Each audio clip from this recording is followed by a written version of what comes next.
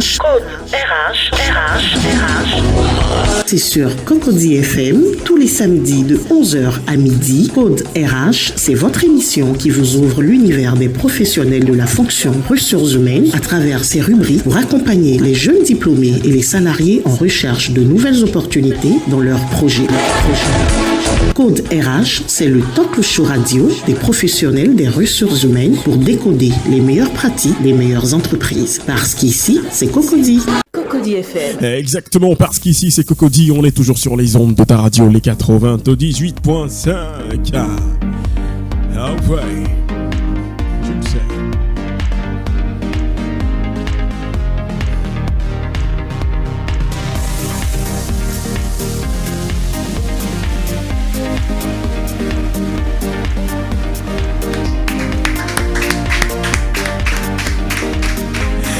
Alors, c'est l'heure du code RH sur les ondes de ta radio, les 98.5 Cocody FM by MCK. Je suis Parker Sako. C'est une personnalité non des moindres qu'on présente, qu'on n'arrête jamais de présenter et qu'on ne cessera jamais de présenter. Mesdames et messieurs, recevez Monsieur Charles Guilhem. Voilà, Monsieur Charles Guilhem est avec nous. Bonjour. Bonjour Sako, bonjour Joseph, bonjour Lynn, Andrade, bonjour à tous, bonjour aux auditeurs qui nous écoutent. Merci de nous rejoindre dans le Code RH ce samedi petitement ensoleillé, mais c'était samedi comme toujours et vous êtes à Code RH sur ici c'est Cocody. Yes, ça le fait. Alors Monsieur Guilhem, aujourd'hui on va avoir un invité non des moindres. Tout à fait. C'est vrai, tout à fait. Un professionnel des ressources humaines. Effectivement, et non des moindres. Et tu l'as dit, Parker, on a avec nous aujourd'hui, puisqu'il nous a rejoint sur le plateau, Zie Ouattara. On va applaudir parce que son temps est précieux. Et il nous fait le plaisir de nous rejoindre aujourd'hui dans Code RH pour décoder avec nous un certain nombre de pratiques, d'accord. C'est un professionnel, il est DRH d'une entreprise, d'un secteur qu'il nous présentera tout à l'heure. Et puis, il va parler avec nous des nouveaux métiers des ressources humaines. Voilà, Monsieur Zie Mamadou, c'est ça?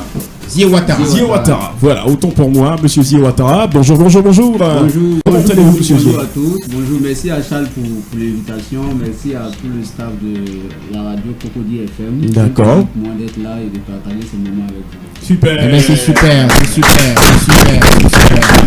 C'est partagé. Alors, avec Monsieur le doyen Leonardo, avec Lino Dradirier, Joseph Tatier et moi, on va constituer l'équipe qui va vous accompagner dans cette émission pour ce jour.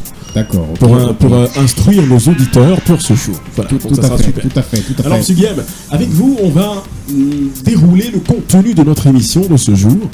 On vous écoute. Le programme d'aujourd'hui, alors il est assez particulier puisqu'on aura une rubrique, une nouvelle chronique. Cette fois-ci, c'est du coaching en anglais, d'accord?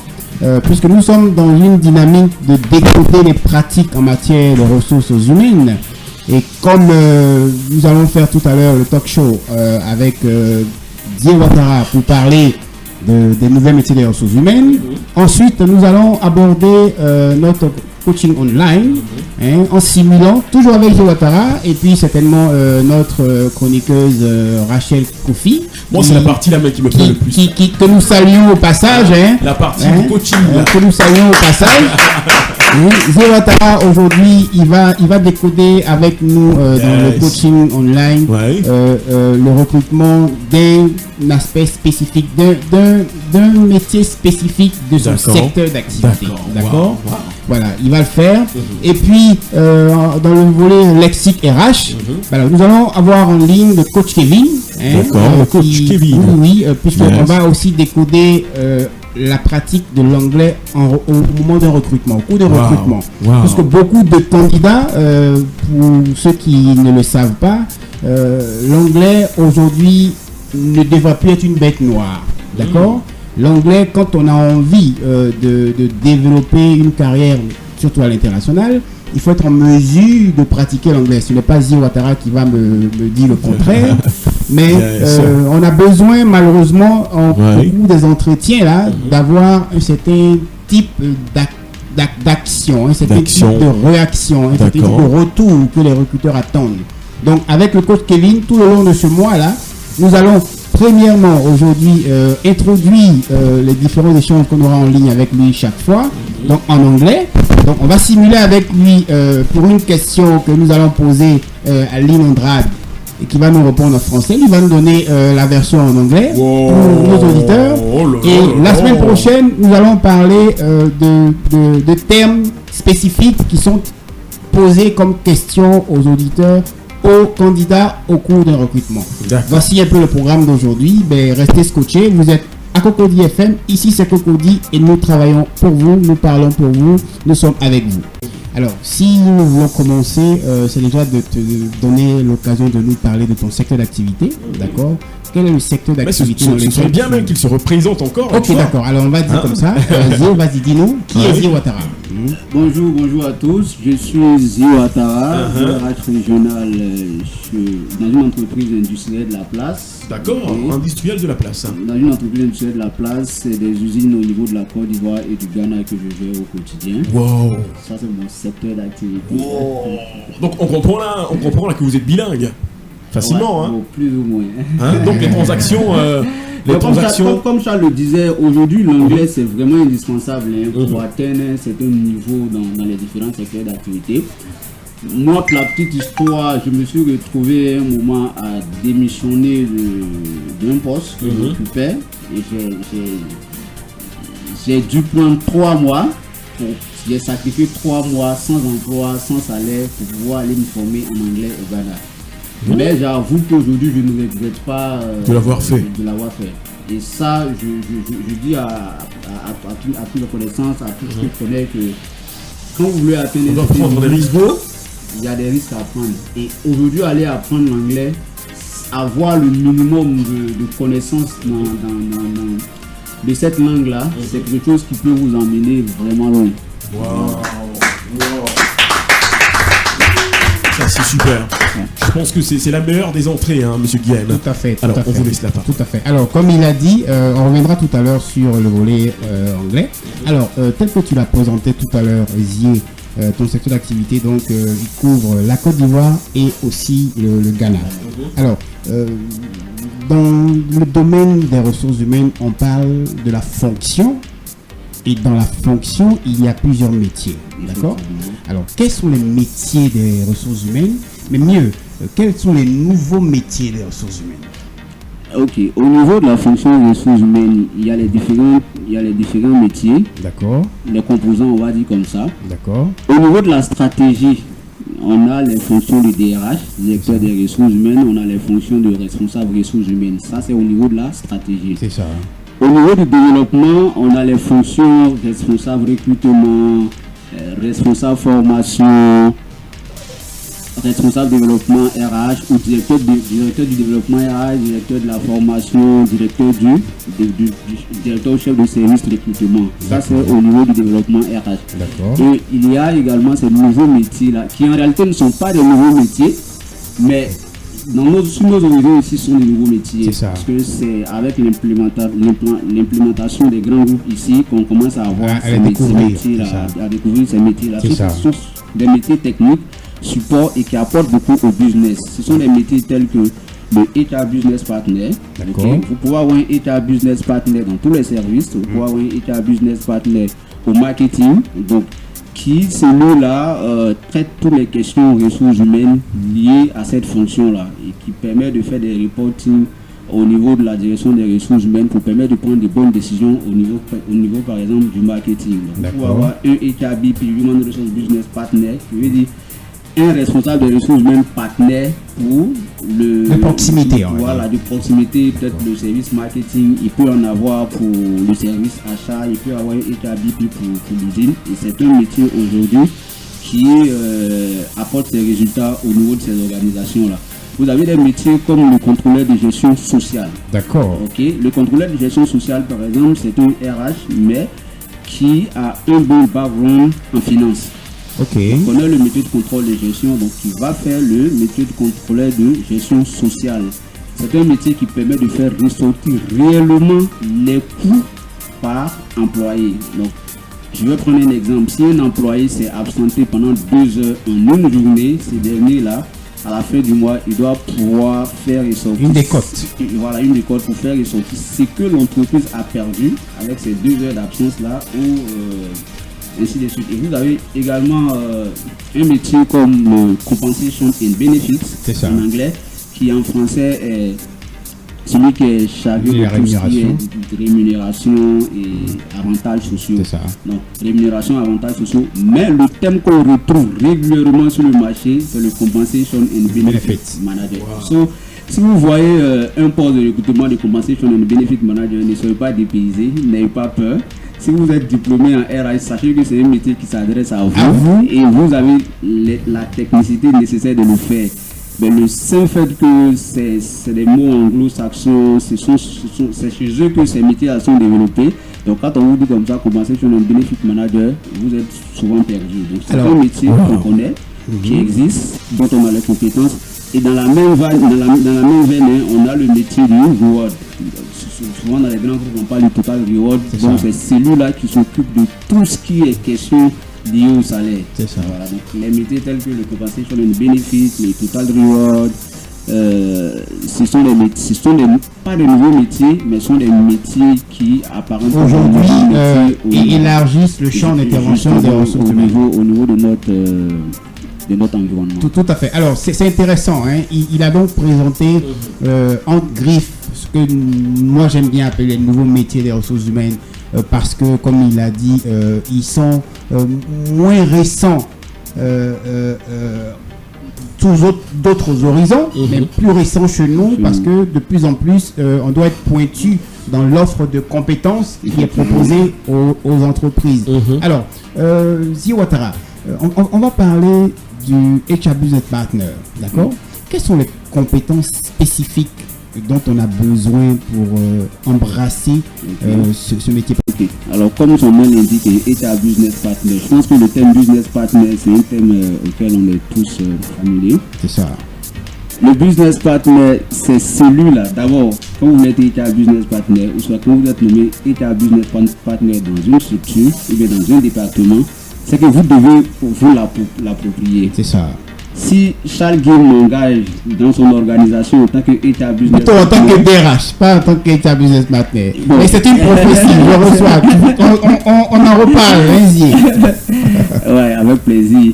Donc, s'il m'engage en tant que HR Business Partner, c'est une manière pour lui de me dire, je suis venu t'associer à mon business pour que tu m'apportes de la valeur ajoutée au-delà de ton aspect contrat classique, on a tes tâches. Tout à fait. Donc le HR Business Partner, c'est quelqu'un qui s'approprie le business, qui prend le business comme si c'était sa chose, qui va au fond de ses pensées, au cœur du métier de ses partenaires, qui challenge tout le monde en fait, pour pouvoir faire ressortir et accompagner, conseiller le dirigeant de l'organisation. Donc vous devez avoir beaucoup de compétences, pas de compétences limitées en RH, non. Le HR Business Partner doit chercher à maîtriser, c'est trop dit, mais s'il peut maîtriser, c'est encore mieux toutes les fonctions qui existent au sein de l'organisation. Il doit pouvoir connaître à 60% le métier d'achat de l'organisation, les différents processus. C'est pareil au niveau du service commercial, ça peut être pareil au niveau de l'usine. Donc du coup, ça lui permet à tout moment de pouvoir analyser ces métiers-là, voir les limites de ces fonctions au day-to-day de l'organisation et chaque fois apporter des idées, critiquer, échanger, prendre en compte les préoccupations des gens, être réceptif. Et puis il faudrait que ses partenaires en face aussi soient réceptifs pour qu'ils puissent conseiller le top management afin de permettre à cette organisation-là de rien louper en fait. D'accord, c'est super. Alors, est-ce que Lynn, je vois que Lynn voulait poser une question. Hein? Elle a écrit beaucoup sous son calepin. Donc, on va lui donner la parole. J'ai beaucoup écrit, j'ai noté tout ce qu'il a dit. Beaucoup de compétences, oui. Mais est-ce que pour pouvoir acquérir ces compétences-là, il faut faire au moins 2 ans, comme nous on le fait à l'école en RHCOM. On fait 2 ans pour avoir le BTS. Est-ce que c'est suffisant? Excellente question quand même. Hein. Le BTS est largement suffisant pour entrer en entreprise. Ouais. Il est largement suffisant pour entrer en entreprise. C'est vrai que ici on passe notre temps à critiquer notre système éducatif. Après, tout dépend de la compétence de l'élève, tout dépend de la compétence de l'étudiant. Okay? Son implication. De son implication. Aujourd'hui, on a la possibilité de tout apprendre via l'internet. Et aujourd'hui, on sait tous plus ou moins que la connexion n'est pas aussi coûteuse en Côte d'Ivoire. Tout à fait. Les apprenants 3.0, n'est-ce pas, donc, il y a tout aujourd'hui pour pouvoir apprendre, pour pouvoir renforcer ses capacités. Donc le BTS, il est suffisant, je le dis et je le répète, parce que chez nous, on a des systèmes de formation tronc commun. Donc nos étudiants ont la possibilité d'apprendre beaucoup de choses dans ces filières en tronc commun. Donc quand tu prends toutes ces matières au sérieux, c'est bon pour toi. Mais je te dis que parce que je suis étudiant en RH comme tout ce qui est comptabilité, quand le professeur rentre du sort, après c'est des choses qui vous causent. On a tous regretté d'avoir tiré le cours d'anglais. C'est ça. Malheureusement, on l'a tous regretté. Donc le BTS, il est suffisant pour rentrer. Mais vous ne pouvez pas rentrer en même temps en entreprise, même avec un diplôme d'ingénieur, et puis être nommé HR Business Partner. Parce qu'un métier que tu ne maîtrises pas, un environnement que tu ne maîtrises pas, tu ne peux pas venir expliquer des choses aux gens et faire ressortir des limites. Donc, vous avez le BTS, vous avez la chance de rentrer au sein de l'organisation, vous avez le temps d'apprendre. Donc vous apprenez, vous faites de l'expérience et arrivé un moment, vous avez la capacité, sinon les moyens, les outils nécessaires de pouvoir piloter un rôle de HR Business Partner. Alors, il y a le doyen qui veut poser une question. Ok. Oui, je suis Léonard Debout, chroniqueur. Je voudrais poser une question à M. Zéouattara. M. Zéouattara, la gestion des hommes est un exercice très compliqué. C'est ça. Et ça, je sais que vous le savez. Alors, quelles sont les qualités que doit avoir un bon DRH pour de sorte à faire tourner son entreprise sans heurter les gens et puis voilà, sans difficulté avec, on va dire, avec le personnel. Merci pour cette question très pertinente, très intéressante. Mais ici c'est Cocody et vous êtes à CODRH. La réussite de la mission d'un DRH dépend de la vision de son manager, du top management. C'est ça. Quand le top management a une vision claire, le DRH a la technicité nécessaire de pouvoir atteindre ses objectifs pour le bien-être des employés. Mais quand cette vision n'est pas claire, et que le DRH, il a juste le titre de DRH, mais on le fait travailler comme un secrétaire de luxe, qui a un gros salaire, mais qu'on ne permet pas de développer ce qu'il devait développer techniquement, c'est sûr que ce dernier-là, il va échouer. Donc la première chose, c'est la bonne vision du top management. Donc quand cette vision, elle est claire, elle est remise au DRH, le DRH va élaborer ce qu'on appelle un plan d'action sur une période bien définie en fonction des priorités, des urgences qu'elle va faire valider auprès de son top management et elle va commencer à les mettre en exécution. C'est ça. Ça, c'est la deuxième qualité que doit avoir un bon DRH après cette bonne vision du top management, c'est la communication. La bonne communication. On l'a tous vu en cette période de Covid-19, nous les DRH, on a été au front. Justement, pour parler de Covid, tellement de travail à faire. Exactement. Tellement de boulot, tellement de travail à faire. Je me rappelle même dans la première semaine où il y a eu ces mesures-là, j'avais été invité à la RTI, à l'émission Matin Bonheur, pour parler du rôle des DRH face durant cette période de pandémie de Covid-19. Donc, c'est beaucoup de communication, parce qu'à travers la communication, avec la bonne communication, vous n'avez pas forcément besoin de moyens financiers pour prendre des décisions en fait et pour vous faire comprendre. Donc quand vous avez la bonne communication, vous arrivez à véhiculer le message comme il le faut, parce qu'il faut pouvoir adapter la communication au type d'employé que vous avez en face de vous. Si vous êtes DRH dans une banque et vous vous adressez à des employés qui ont un niveau minimum Bac plus 2, Bac plus 3, il y a un langage que vous devez avoir. Mais si vous êtes DRH dans une industrie comme la nôtre actuellement, ok, c'est des ouvriers qui n'ont pas forcément besoin d'aller à l'école, même faire la classe de CP. C'est ça. Ok. Et ces personnes-là, quand vous devez venir tenir un discours devant eux, avoir un langage devant eux, si vous vous mettez à dire, vous restez à votre position, ben c'est sûr que vous allez venir vous comporter comme un clown. Vous allez dire des choses que vous serez la seule personne à comprendre. Et quand vous allez partir, vous n'avez rien fait en fait. Le message n'est pas passé, les gens vont rester. Donc il faut pouvoir se ramener à leur niveau, même s'il y a la langue locale que vous comprenez et que vous pensez que vous pouvez même utiliser cette langue locale pour faire passer le message. N'hésitez pas. Le plus important est que le message passe. Le moyen utilisé pour faire passer le message, c'est pas un souci. Mais si vous savez que dans votre staff, il y a des personnes qui comprennent une langue, je dis n'importe quoi, si on est au Sénégal, vous utilisez le Wolof. En Côte d'Ivoire, si vous arrivez à utiliser peut-être le Djoula qui est plus ou moins parlé, ou bien le Baoulé, l'essentiel, il faudrait que le message puisse passer auprès de ces personnes-là. Donc, un bon DRH doit être un très bon communicant. Okay? Deuxième qualité. Troisième qualité, le DRH doit être réceptif. Parce que c'est la vision humaine de la fonction. Vision humaine de la fonction. Il doit être réceptif.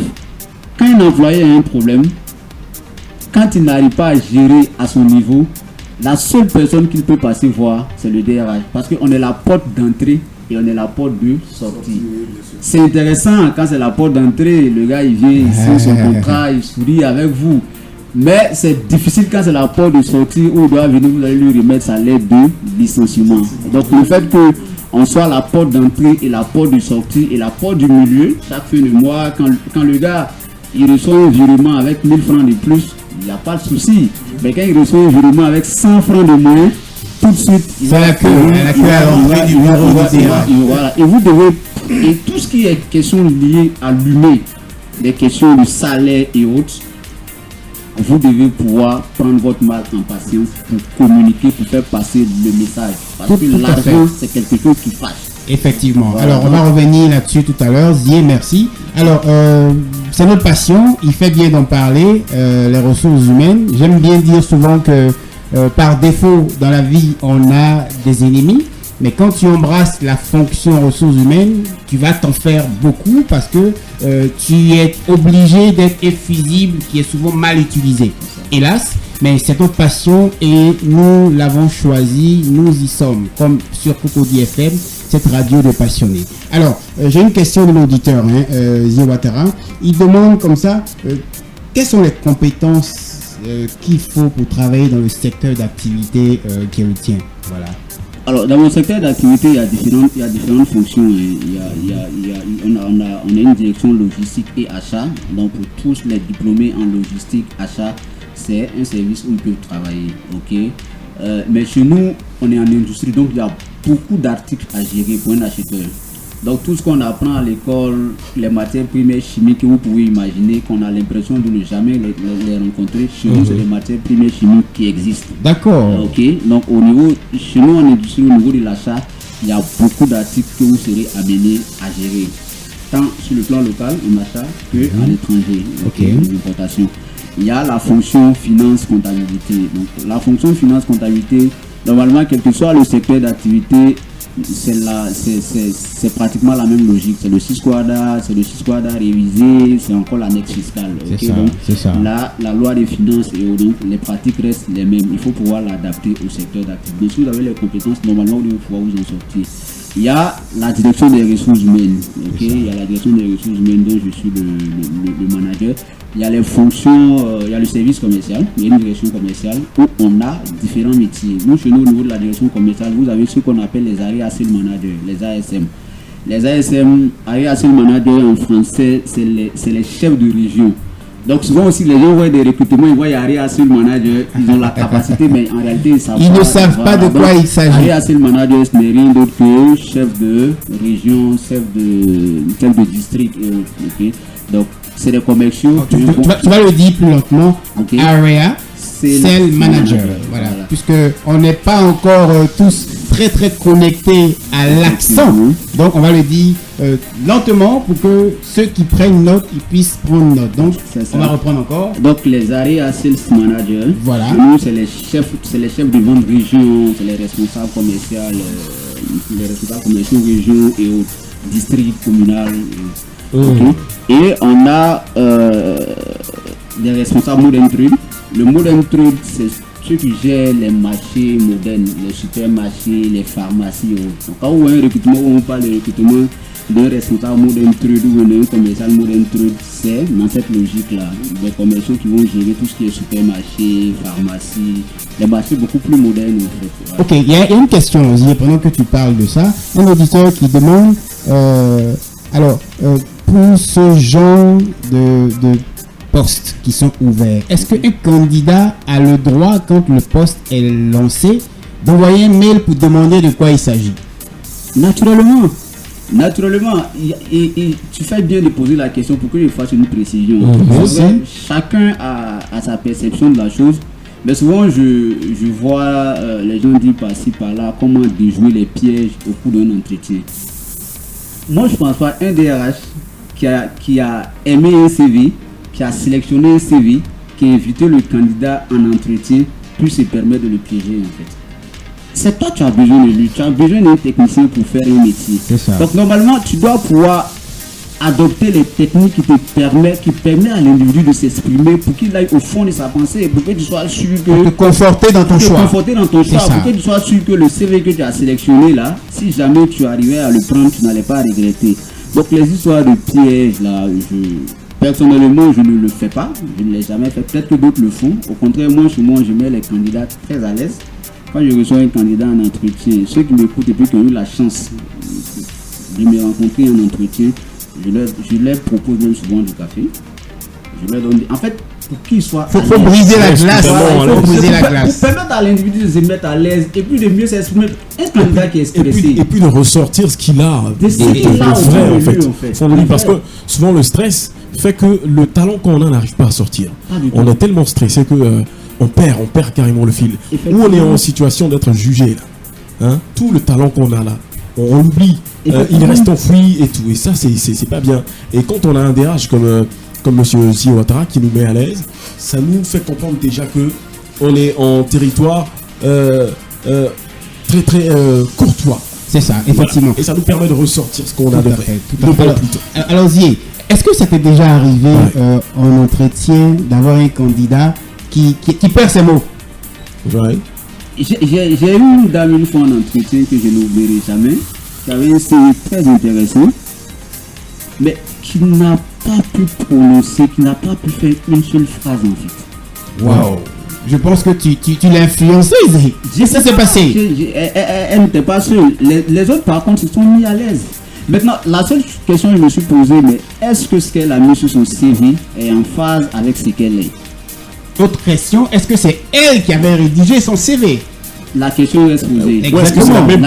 La question reste posée. Mais je me suis posé la même question toute la journée. J'ai fini par dire à la dame, j'ai dit, mais ton CV, tu as mis que tu as fait ça, tu as mis par exemple sur ton CV que tu fais telle activité.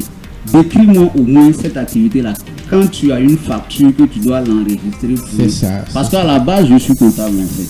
J'ai commencé ma carrière en tant que comptable et je mettais de la finance. Donc du coup, même quand moi je fais un comptable en entretien, j'ai des questions techniques avec lui. Parce que non seulement je suis comptable, j'ai un niveau bac plus 5 en comptabilité. J'ai fait un certificat en audit à KPMG, qui est un Big Four. Donc tout ce qui est question technique, finance, comptabilité, je m'y connais très bien. Okay?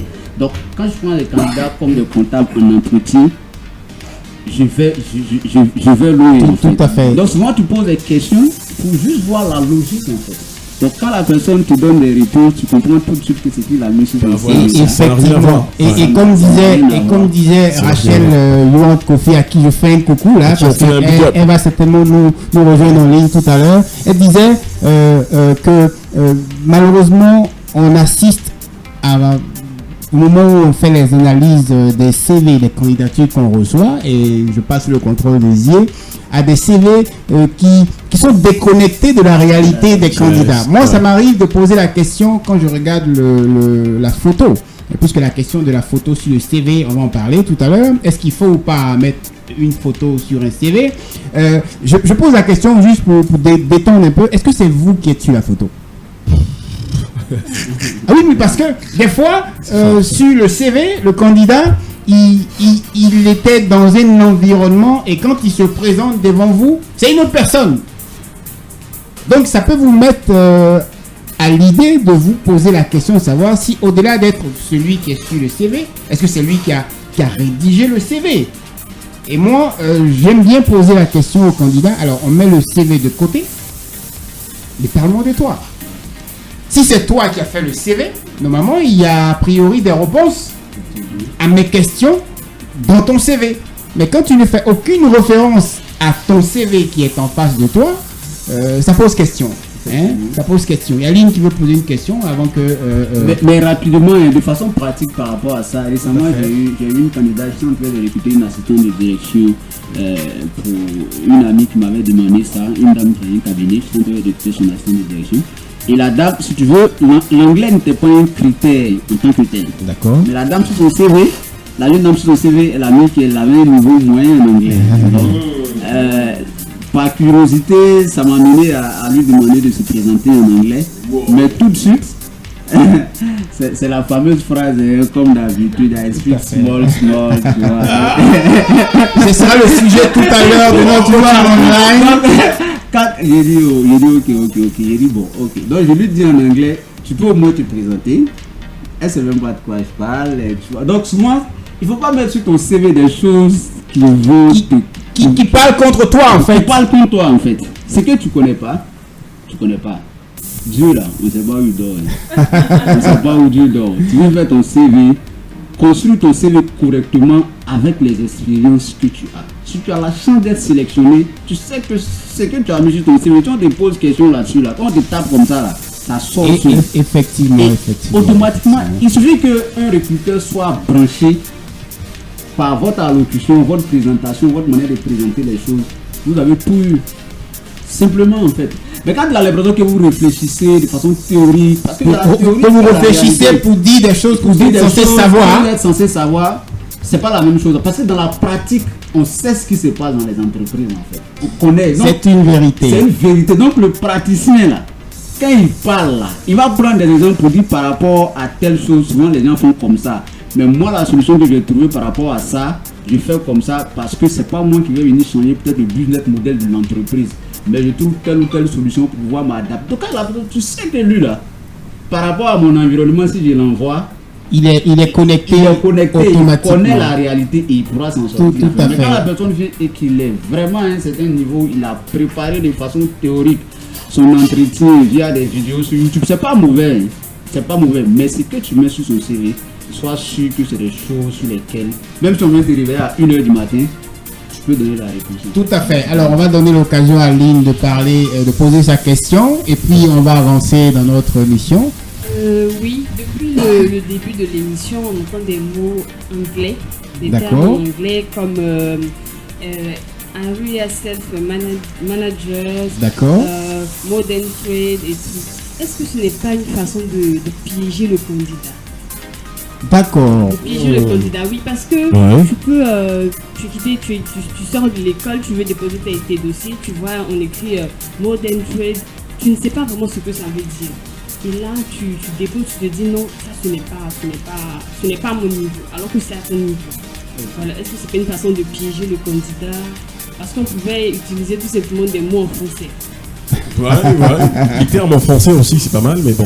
Ouais, les Français utilisent des termes en français, mais si moi je suis une entreprise anglophone avec des process anglaises, tu vois un peu, si mes process sont des process anglais, que je suis une entreprise anglophone, mais je suis à l'aise sur ces mots-là. Au lieu d'utiliser peut-être le terme directeur des ressources humaines, moi je vais utiliser peut-être HR manager. Vous voyez un peu. Donc, quand tu fais un métier, tu dois pouvoir connaître le nom de ce métier-là dans toutes les langues. Et effectivement. Tu dois faire des recherches. Tu dois savoir que je suis comptable en français et que le terme comptable en anglais c'est compte. Tu vois, tu dois pouvoir connaître. Si tu as la possibilité même de connaître le terme même en espagnol, tu le fais. Mais comme nous, dans nos environnements, c'est soit français ou bien anglais, il faudrait que au moins ces deux-là. Pourquoi il y en a qui font de l'anglais technique.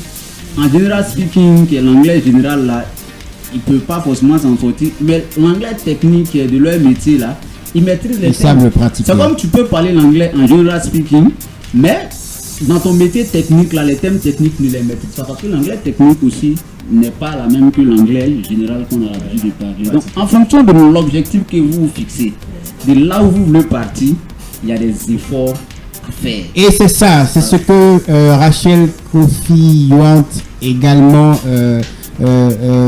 Eleonore Nda, mais aussi Lydie Marie Diarra nous disait il y a quelques semaines.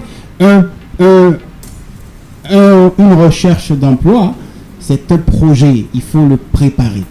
Il faut se mettre en situation. Et quand on entrera tout à l'heure dans notre rubrique Coaching Online, nous parlerons à travers la présentation de la matrice que nous proposons du haut du CV, c'est-à-dire du Q de la matrice COSI. Et nous reviendrons là-dessus pour que les uns et les autres soient un peu plus à l'aise. Il faut préparer un entretien, il faut préparer un CV, il faut adapter un CV en fonction du poste qui est ouvert. Il n'y a pas un CV passe-partout. On ne récupère pas l'image du CV de Zie Ouattara pour la positionner sur le CV de Dadier Joseph. Alors que le poste qui est ouvert, il correspond à Parker. Il y a un problème. Vous comprenez? On reviendra là-dessus. Yaline qui veut poser une question. Elle est vraiment déchaînée aujourd'hui avec ces questions. Ben, c'est tant mieux pour notre ami ici sur le plateau. En fonction, on doit postuler en fonction du poste. En fonction du poste, on adapte notre CV. C'est ça. Si par exemple, moi j'ai fait une formation en ressources humaines et communication, j'ai fait peut-être un stage en communication. Voilà, et vous avez besoin d'un directeur ou bien d'un chef de comment je peux dire, de paie. Responsable voilà. paie. Responsable paie. Chargé voilà. de paie. Chargé de paie, voilà. Si moi j'ai fait une formation en communication, un stage en communication, est-ce que je le mets sur mon CV? Parce que ça n'a rien à voir avec le boulot que je suis venu chercher. Ok, alors, avant de donner la parole à Zie qui trépigne là pour répondre, je veux bien préciser que nous sommes déjà de plein pied de notre rubrique Coaching Online. C'est bien à propos. Et je vais laisser Zie Ouattara reprendre la question avant de compléter également. À toi, Zie. Le CV, c'est votre parcours que vous retracez, c'est votre expérience. Donc, si vous avez été chargé de communication quelque part, vous n'allez pas laisser le vide. C'est une compétence additionnelle. Et puis la communication, là, quelle que soit la fonction que vous occupez, la communication, c'est une compétence essentielle. C'est ça. Pour communiquer avec les autres. Donc, vous le mettez. Quand vous sur le recruteur, ce qu'il va regarder, c'est... Je suis en train de recruter un responsable paye. Le gars, il a fait un BTS en génie civil. Ça, c'est pas mon problème. Est-ce que l'expérience minimum de 2 ans dans une position similaire, est-ce qu'il remplit cette condition? Si malgré son BTS qu'il a fait en génie civil, il a été responsable paye dans une entreprise pendant au moins 2-3 ans, il a eu cette expérience et il a développé son CV, les différentes activités du responsable paye, et que moi c'est en phase avec ce que je recherche, je vais l'appeler pour l'écouter. Donc s'il réussit à se défendre, moi je le prends. À la limite, je m'en fous de celui qui a fait un diplôme d'ingénieur en paye, mais qui n'a pas de pratique, qui n'a pas de pratique et qui vient, qui n'arrive pas à se défendre. On est dans la réalité. Exactement. Et je vais rebondir sur ça. Alors, il y a quelques semaines, Eleonore Nda, à qui je fais un petit coucou encore, qui nous a fait le plaisir d'être sur le plateau de la radio Cocody FM, nous disait que on recrute un candidat qui produit des résultats. D'accord? Alors, il y a 3 aspects de la question de Lynn. Elle a dit, j'ai une spécialité. J'ai fait RH-Com, c'est bien ça? Donc, il y a la compétence a priori. Ensuite, il y a le poste qui est ouvert, assistant paye. D'accord? Et puis, 3e point du tableau, il y a les compétences et l'expérience qui est rattachée à ce poste. Alors, pour renchérir sur ce que Zie Ouattara a dit, il faut déjà savoir quelle est ta spécialité. Tu te proposes en tant que qui à ce recruteur-là? Est-ce en tant que ingénieur de génie civil? Est-ce en tant que chargé de paye, comme il veut le recruter? Ou est-ce en tant que responsable de la formation? Et pour cela, il est important de savoir les compétences qui sont recherchées dans le poste qui est ouvert. C'est pour ça que nous disions tout à l'heure qu'il faut prendre le temps de préparer une recherche. Quel est le poste dans lequel je pourrais m'exprimer sur la base de mes compétences? Ensuite, quel est le contenu des compétences que le recruteur recherche? Parce que sous le contrôle de Zio Ouattara, le contrôle de gestion dans les mines, il a des similitudes certes avec le contrôle de gestion bancaire, mais il y a des grandes différences. Donc, il y a des compétences spécifiques qui sont rattachées à un poste qui peut être ouvert. Donc, dès lors que j'ai une idée bien précise des compétences qui sont rattachées au poste qui est ouvert, donc au profil qui est recherché, si ma spécialité que j'ai me permet de soumissionner, j'y vais tranquillement. Mais si ma spécialité, malgré mon diplôme d'ingénieur en paye, ne me donne pas la possibilité de présenter des compétences acquises au cours d'expérience, ça ne sert à rien de proposer ma candidature. Parce qu'on ne va même pas me recruter. Parce que on va se retrouver dans la situation de la dame qui a présenté son CV à Zio Ouattara. Il va lui poser une question pour dire quels sont les éléments accessoires du salaire. Vous pouvez répondre. Vous avez un diplôme d'ingénieur en paye, vous ne pouvez pas donner l'information qui concerne les éléments accessoires à la paye. Ou quels sont les systèmes de rémunération qu'on peut avoir en entreprise.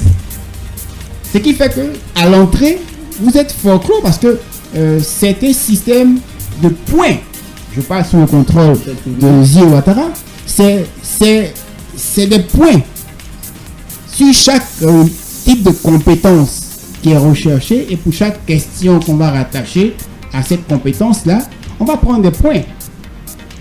Donc, si vous prenez plus de points sur un aspect et très peu de points sur un autre, bon, vous-même, vous devez être en mesure de tirer la conclusion. Effectivement, rapidement, par rapport à ce que Charles dit, c'est tellement intéressant. Vous voyez, pour un même recrutement, vous pouvez recevoir deux candidats. L'entretien avec un candidat peut durer juste 5 minutes. L'entretien avec un autre candidat va durer 1 heure. 1 heure, effectivement. Parce qu'il y a des candidats, par exemple, en entretien, qui réorientent vos questions. Parce que le gars, quand il commence, il fait tellement de belles démonstrations qu'il vous emmène à poser d'autres questions chaque fois. Alors que le candidat qui ne maîtrise pas son sujet, vous avez votre liste de questions que vous voulez lui poser la première question, il va répondre simplement, il va s'asseoir, vous allez lui poser la deuxième question. Donc en 5 minutes, vous allez finir vos questions. Alors que l'autre, à chaque fois, il fait des développements, il vous emmène même sur des champs où vous n'aviez pas pensé. Donc automatiquement, ça vous interpelle et puis vous lui posez des questions par rapport à ça. Et l'entretien, à lui-même, ça devient comme de la causerie parce que vous avez en face de quelqu'un, vous avez en face de vous une personne qui vous impressionne. Et généralement, ce sont des candidats. Quand nos confrères nous appellent pour dire est-ce que tu n'as pas un CV de X fonction là-bas, je lui dis j'ai le CV d'un gars qui était dans la shortlist de mon recrutement que je faisais. Je ne l'ai pas pris, mais je pense qu'il peut faire ton affaire. Reçois-le. Parce qu'il était parmi les 3 meilleurs, il a tel. C'est comme ça que nous, on arrive à proposer des personnes qu'on a reçues en entretien à d'autres recruteurs. En fait. Parce que le gars, il t'a impressionné. Peut-être que vous ne vous êtes pas accordé sur peut-être le payroll, c'est-à-dire le salaire, mais il demeure toutefois pour vous un très bon candidat. Donc tu pourras dire, lui il est assis chez lui, il ne sait même pas que tu as approprié son CV, mais tu as approprié son CV parce qu'il t'a impressionné en fait, parce qu'il avait les qualités que tu recherchais. Et ça, c'est important.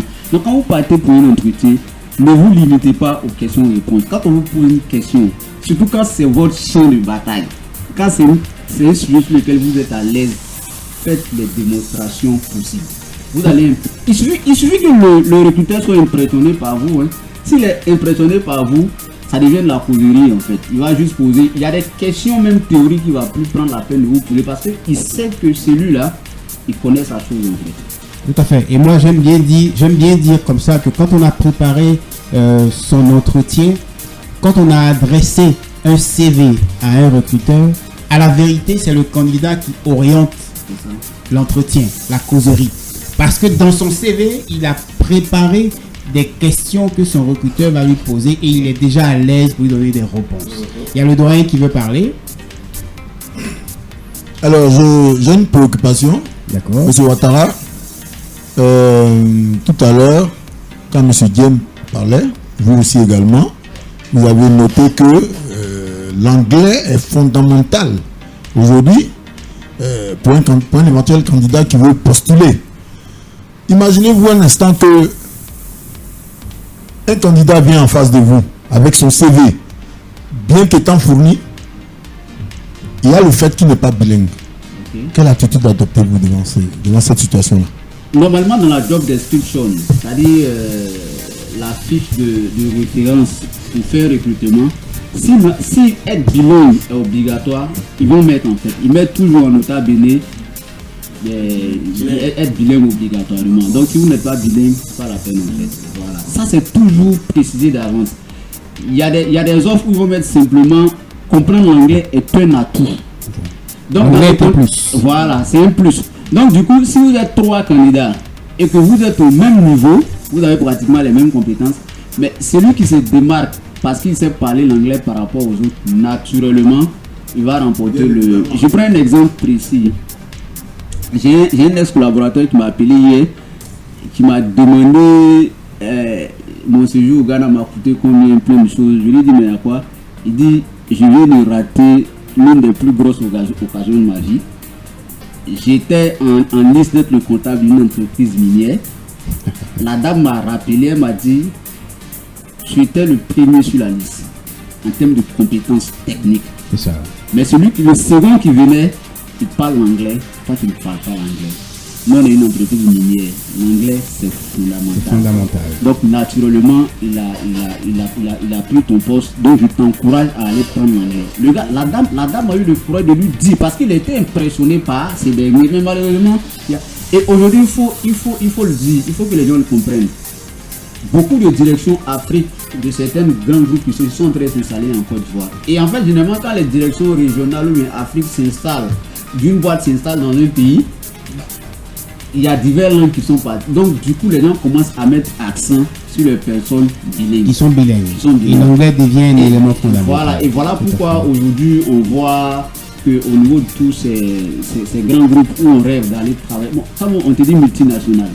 Multinational là, ça veut dire beaucoup de choses. Il y a le terme multi qui est là. Donc du coup, tu dois te dire, ok, si tu as pour ambition d'évoluer au sein d'un environnement multinational, tu dois apprendre l'anglais. Si tu es peut-être à ton petit niveau, il n'y a pas de souci. Mais si tu veux être manager, alors que tu as des managers qui sont anglais, des managers français, tu sais que naturellement, pour que toi tu puisses être manager et puis communiquer avec ces managers là, on n'a pas vraiment besoin de te dire, parce que les Français aiment apprendre l'anglais, mais les Anglais n'aiment pas apprendre le français. Tout à fait. Et nous, francophones, nous sommes paresseux. Et puis, il y a quelque chose, permettez-moi de le dire avant que ça ne m'échappe. C'est que souvent, les candidats, quand ils échouent à un poste, ils aiment s'apprendre aux recruteurs. Ce que les gens doivent retenir, c'est que quand un poste est vacant, il faut quelqu'un pour occuper le poste. Donc, c'est une compétition. Souvent, vous êtes 100. Donc, que ce soit toi ou pas toi, il y a forcément quelqu'un qui sera retenu pour occuper ces postes-là. Donc, c'est une défaite quand tu ne remportes pas une compétition.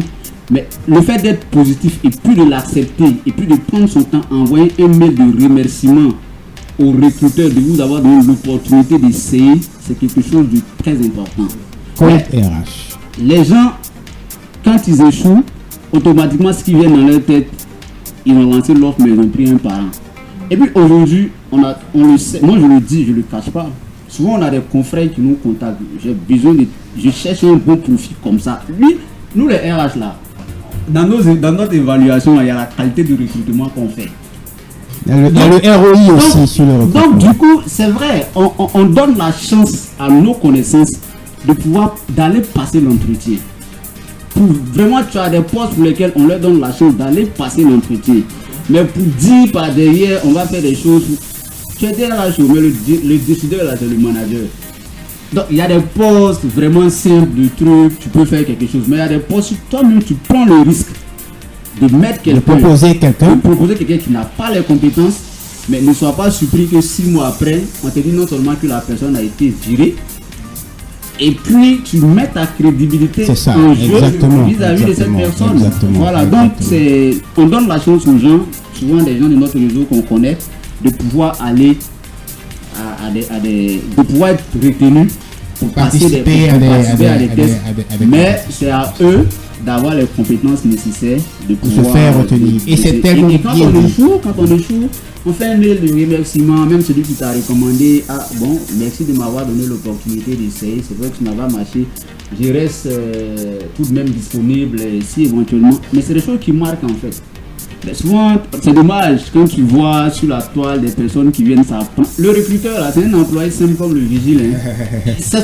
C'est juste son travail qu'il fait en fait. Donc, il n'a même pas d'intérêt, à vous mettre mal à l'aise. C'est une compétition. Quand vous êtes deux, il ne serait que deux à une compétition, c'est soit X ou Y.